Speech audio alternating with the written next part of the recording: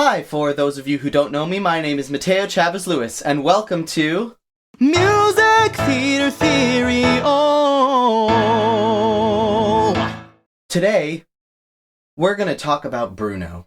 The movie Encanto premiered in November of 2021, and just recently, We Don't Talk About Bruno, which is one of the songs from the movie, became the first Disney song in 29 years to hit #1 on the Billboard Hot 100 charts. That includes Let It Go. So this song is bigger than Let It Go. Let me say that again. This song is bigger than Let It Go. I didn't know a song could be bigger than Let It Go.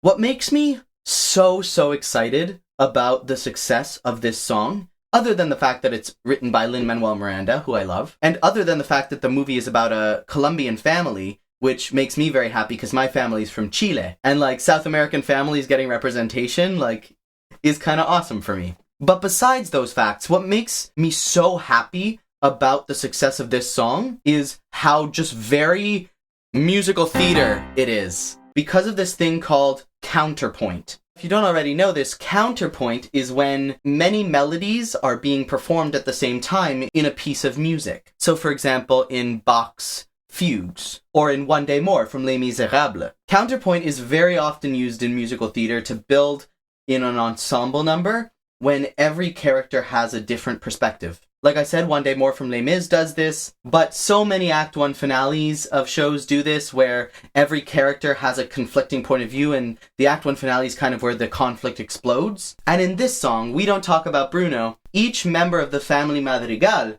has their own opinions on their estranged brother / uncle Bruno. And we get to hear all of them, and then they all come together at the end of the song. It's very highly sophisticated writing, and it's so musical theater, it's so Broadway. And the fact that it's so successful really is a good omen for the musical theater world and for Broadway. So let's dive in. The song starts like this.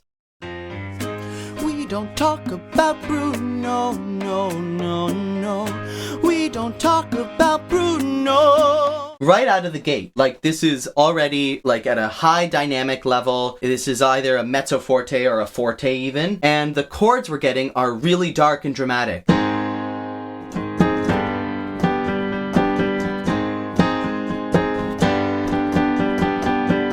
That's the first chords we get in the whole song. And it's A flat major and G major, which, even though they're both major chords, they're a semitone apart, and so we don't find them in the same key signature, in any key signature. The reason that it works is because of this B natural in the G major chord that leads us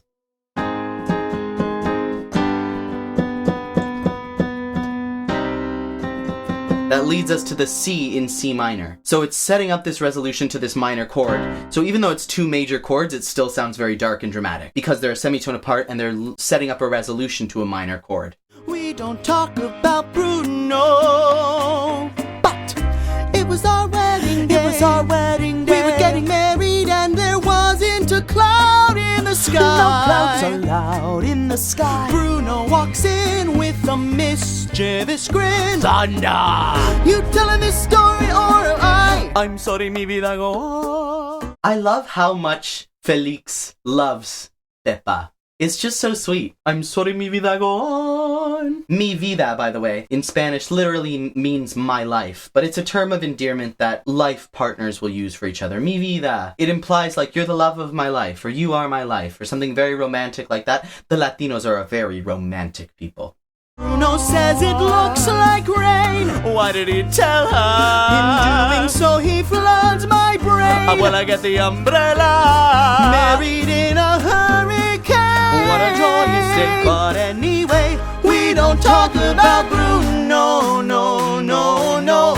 We don't talk about Bruno. Hey!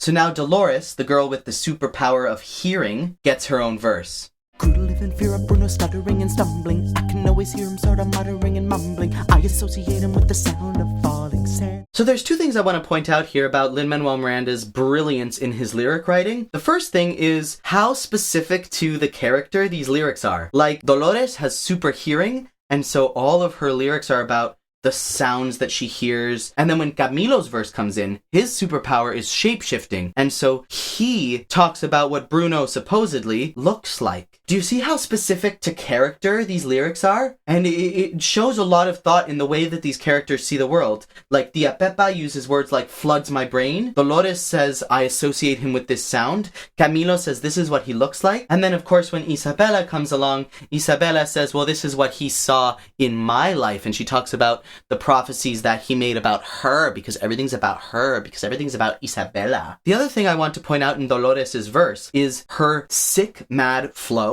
Like, listen to this. Stuttering and stumbling, muttering and mumbling. Stuttering and stumbling, muttering and mumbling.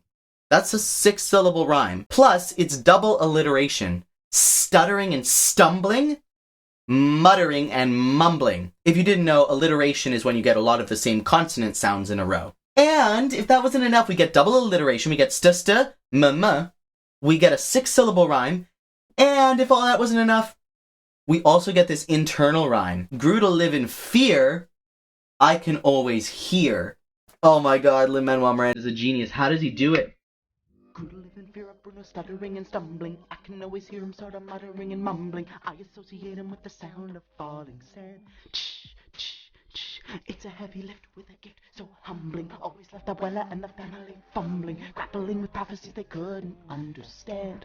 Do you understand? And here's Camilo's verse about the shape of Bruno, what he physically looks like, because Camilo is the shapeshifter. Like, the attention to detail and character in this song is just fantastic. The 7-foot frame wraps along his back. When he calls your name, it all fades to black. Yeah, he sees your dreams and feasts on your screams. We don't talk about Bruno, no, no, no. We don't talk about Bruno. I really like this section. They have 3 ensemble characters that we've never heard from and will never hear from again sing about the things he predicted. And it's so funny how they blame their problems on Bruno. And it really makes you understand how, spoiler alert, Bruno decided to leave the family and go live in the walls of the house. Because it's like Bruno says in the end, you predict bad things that are going to happen, and then the bad things happen and everyone thinks it's you who caused them. Well, you can't blame Bruno for your gut. It's not his fault.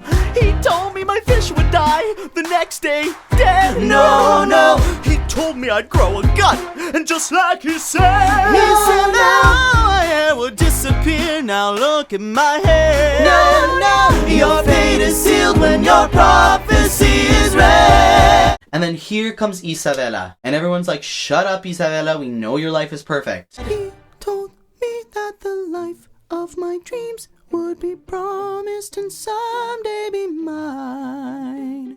Something I like about this section is that this melody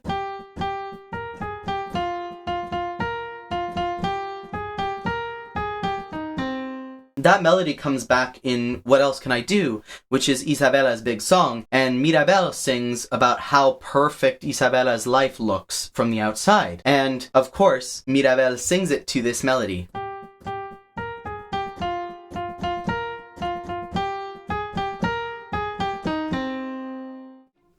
He told me that my power would grow like the grapes that thrive on the vine. Oye, Mariano's on his way. He told me that the man of my dreams would be just out of reach, betrothed to another.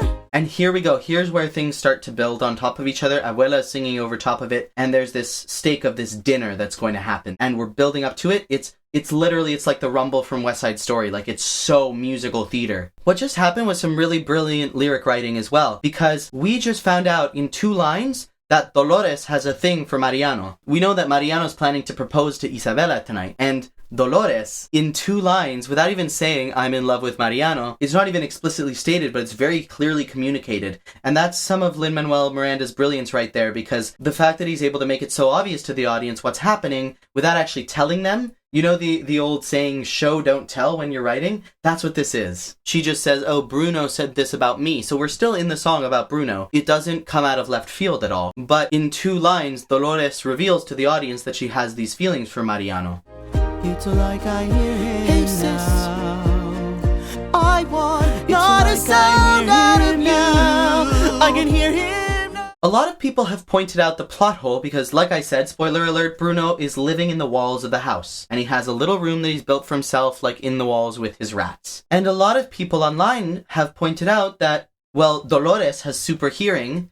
Wouldn't she have heard him in the walls all these years? How did she not find out that he was living there? And I think they actually kind of explain away that plot hole in this line because she talks about this heartbreaking prophecy that Bruno made about her. And then she says, it's like I hear him now. I can almost hear him now, as if this prophecy is echoing in her mind. So she's convincing herself that she's hallucinating when she can hear Bruno, but it's actually Bruno living in the walls. I don't know. I think that's a little detail that I don't know if it really succeeds in explaining away that plot hole in Encanto, but I appreciate the effort that they put into it. It shows a real attention to detail. And now Mirabel sings, and it's a banger. Bruno. Yeah, about that Bruno. I really need to know about Bruno. Give me the truth and the whole truth, you know. Isabella, your boyfriend's here. Time for dinner. And now it all comes to a head. So here's how this works. If you write a melody to go with a chord progression, and then you write a different melody to go with the same chord progression, those two melodies will fit over top of each other. If they fit to the same chords, they'll fit to each other. And so that's what happened throughout this whole song. Each character sings their verse to the same chord progression.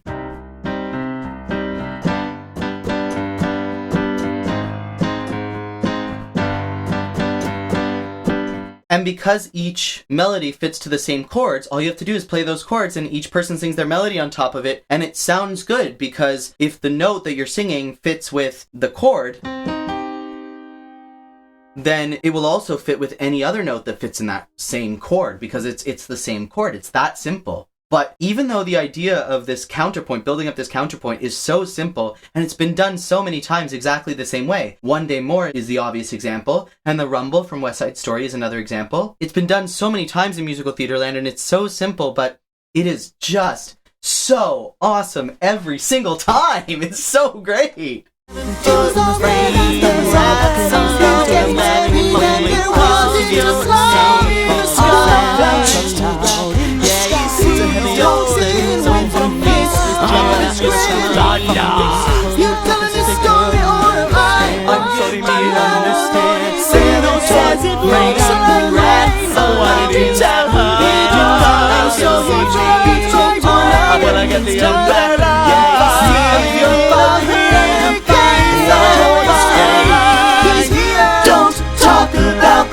Why did I talk about Bruno? I never should have brought up Bruno.